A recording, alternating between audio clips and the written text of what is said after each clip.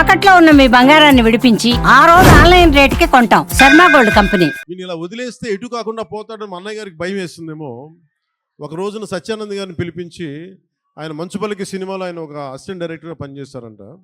ఆయన పిలిపించి, ఈయన ఢిల్లీ నేషనల్ స్కూల్ ఆఫ్ డ్రామాలో ఆయన అక్కడ చాలా పాల్గొని నేర్చుకుని ఆయన అలాంటి వ్యక్తిని తీసుకొచ్చి నాకు అప్పచెప్పి, నన్ను ఆయనకి అప్పచెప్పి చేయమన్నారు. ఆయనకి నేను ఎంత ఇబ్బంది పెట్టేవాడినంటే, మీరు ఒకసారి రండి సత్యానంద్ గారు, మీ కష్టాలు చెప్తాను.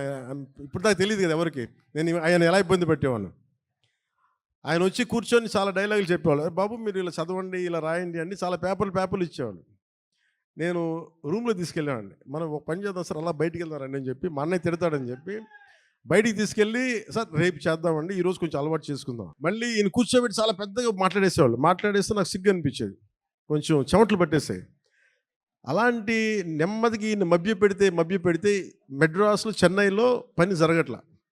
ఒక నెల రోజులు చూశారు. ఈయనకి అర్థమైపోయింది, ఈయన ఇక్కడే ఉంచితే వీడు ఏ పని వీడు చెయ్యకపోగా నన్ను కూడా చెడగొట్టేస్తాను భయం వేసింది అనుకుంటా. ఆయన ఏమనేవాళ్ళు, చూస్తూ ఉండేవాళ్ళు. సో నన్ను ఫైనల్గా ఏం చేశారంటే, మా అన్నయ్య చిరంజీవి గారికి ఏం చెప్పారంటే, తమ్ముడిని నేను విశాఖపట్నం తీసుకెళ్తానండి, అక్కడ కొంచెం నాకు టీం అంతా ఉంటుందండి అని తీసుకెళ్ళి నన్ను ఇక్కడ పడేశారు. మధ్యలో పడేస్తే నేను ఈయనంటారు కూర్చోబెట్టి నడిచే, డ్యాన్సులు చేసే, ఇవంటే నాకు సిగ్గుతో చచ్చిపోయేవాడిని. ఎలారా వీళ్ళందరూ యాక్టర్స్ అవుతారు, ఎలారా వీళ్ళందరూ చేస్తారు అనుకునేవాడిని.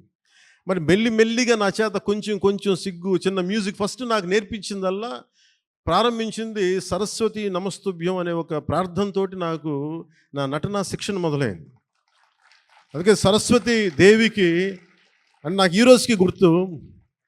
ఆయన సరస్వతి ప్రార్థన రోజు పొద్దున్నే చేయించి నాకు క్లాసెస్ పెట్టేవాళ్ళు, ప్రారంభించేవాళ్ళు.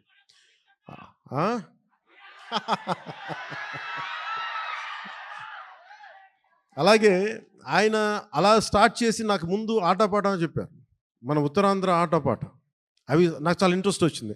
మెల్లిగా ఆయన్ని చిన్న ఏమంటుందో పాముని ఏమంటుందని ఒక వైల్డ్ యానిమల్ని ట్రైన్ చేస్తారు చూసారా, అలా కొద్దిగా టేమ్ చేసి ట్రైన్ చేసి ఒక 2 అక్కడ దాకా తీసుకొచ్చాను నన్ను.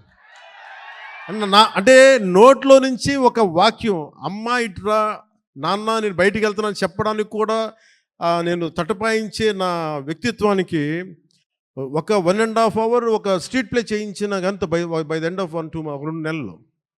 సో నన్ను అంత ట్రైన్ చేసి నేను నేర్చుకున్నది ఏంటంటే, నటన నేర్చుకోలేదు దీని దగ్గర, ధైర్యాన్ని నేర్చుకున్నాను దీని దగ్గర. నీకు ఏదైనా ఒక అభిప్రాయం ఉన్నప్పుడు నిర్భయంగా చెప్పడం చేసుకో. ఏమవుతావు, మహా అయితే ఫెయిల్ అవుతావు, ఏమవుతుందని. నాకు ఎందుకు ఆయన పాదాలకి ఈరోజు ఎప్పుడు నాకు అనిపించిన, ఎందుకు ఇష్టం అని నమస్కారం పెడతానంటే, నాకు ధైర్యాన్ని నాకు పరిచయం చేసిన వ్యక్తి ఆయన. అంటే నీకు అభిప్రాయాలు 100 ఉండొచ్చు, లోపల భావాలు 1,00,000 ఉండొచ్చు, కానీ వాటి మీద నువ్వు ముందుకొచ్చి దాన్ని యాక్ట్ చేయకపోతే ఏం అవ్వదు అనేది నాకు ఆయన నోటితో చెప్పాల, ఆ ట్రైనింగ్ ద్వారా చెప్పారు. నేను అప్పుడు అనుకున్నాను, నాకు యాక్టింగ్ అని నేను నేర్చుకోలేదు, నాకు జీవిత పాఠాలు నేర్పారు నా గురువు ఆయన.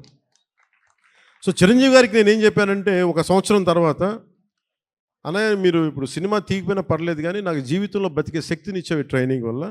నేను ఏ కూలి పని చేసుకునే బతికేస్తాను తప్ప నాకు యాక్టరే అవ్వాలని లేదు, నాకు చాలా సంతోషం. ఆ తర్వాత ఇక్కడమ్మాయి నన్ను తీసుకొచ్చారు. అలాగే వైజాగ్లో తీసుకొచ్చారు, వైజాగ్ స్టీల్ ప్లాంట్లో ఇక్కడను చచ్చిపోయేవాడిని సిగ్గుతో. అప్పుడు మళ్ళీ ఒక 6 months మనకి 1 year గ్యాప్ రాగానే మళ్ళీ యాజ్ యూజువల్ మన యూజువల్ సిగ్గు మళ్ళీ ముడుచుకుపోయాను మళ్ళీ. అలాంటిది నన్ను గోకులం సీత చేశాను, తర్వాత సుస్వాగతం చేశాను. నాకు ప్రత్యేకించి విశాఖపట్నానికి ప్రత్యేక అనుభవం ఏంటంటే, నాకు భీమిలీలో మాకు తెలిసిన వాళ్ళకి ఒక గెస్ట్ హౌస్ ఉండేది, నన్ను అక్కడ ట్రైనింగ్ చేసేవారు వీళ్ళందరూ. సో నాకు అందుకు భీమిలీ కానీ మన ప్రాంతాలు కానీ మన సర్క్యూట్ గెస్ట్ హౌస్ మనం ప్రాక్టీస్ చేసేదాం. ఒక సంగం శరత్ ఓనర్స్ గెస్ట్ హౌస్ ఒకటి ఉండేది, అక్కడే మ్యాక్సిమం ట్రైనింగ్ క్లాసెస్ అని సాయంత్రాలు పడు, మార్నింగ్ ఏమో భీమిలీ, సాయంత్రాలు సంగం శరత్. ఇప్పుడు ఇవన్నీ చెప్పాను అనుకోండి, ఈ పవన్ కళ్యాణ్ ఏ ఊరు వెళ్ళినా కనిగిరి వెళ్తే కనిగిరిలో పెరిగానంటాడు, వైజాగ్ వస్తే వైజాగ్లో పెరిగానంటాడు.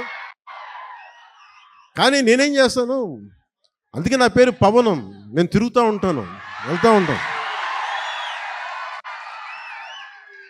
మనం పవనాలు అయితే అవి కూపస్తా మండూకాలు ఇలాగే మాట్లాడతారు, బావిలో కప్పలు. బావిలో కప్పలు గిరిగీసుకొని కూర్చుంటే వాళ్ళకి అర్థం కావు. పవనం తాలూకు శక్తి వాటికి అర్థం కాదు. పవనం సర్వంతర్యామి. సో అలాంటి నన్ను ఈరోజు సినిమా మేకింగ్ మీద కానీ వీటన్నిటి మీద అవగాహన వచ్చింది అంటే నాకు నా గురువు ఇచ్చిన నూరిపోసిన ధైర్యం. ముందుగా నాకు ఈరోజు మీ ముందు నిలబడగలుగుతున్నాను అంటే నాకు మా అన్నయ్య చిరంజీవి గారు నాకు నన్ను ఇచ్చిన ఆయన నమ్మారు. మా వదిన నన్ను నమ్మింది.